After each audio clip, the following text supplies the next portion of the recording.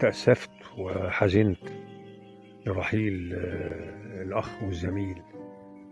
مات الفنان صلاح السعدني عن عمر 80 عام بعد سلسلة من الإشاعات اللي كانت دايما الأسرة بتنفيها عن تدهور حالته. توفى الفنان عن عمر ناهز 80 عام بعدما أثرى الفن المصري بأعماله المميزة، تاركا بصمة خالدة في ذاكرة جمهوره. وأكد الدكتور أشرف زكي نقيب المهن التمثيلية في مصر وفاة الفنان في منشور عبر حسابه على انستجرام، حيث كتب: البقاء لله، الفنان الكبير صلاح السعدني.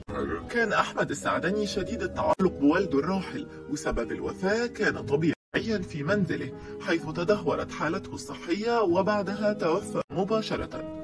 ولد صلاح السعدني في 23 أكتوبر 1943 بمحافظة المنوفية، ونشأ في أسرة ريفية. أصل مؤمن أن الفنون في عالمنا العربي ليست للترفيه وليست للتسلية، وإنما بسبب نسبة الأمية الكبيرة فالفنون أخطر بكثير جدا من الكلمة المكتوبة.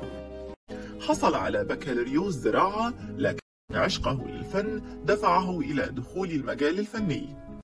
بدأ مسيرته الفنية مع زميله عادل إمام في مسرح الكلية، ثم اتجه للعمل في السينما والتلفزيون والمسرح. من أشهر أدواره على الإطلاق دور العمدة سليمان غانم في مسلسل ليالي الحلمية. رحم الله الفنان صلاح السعدني.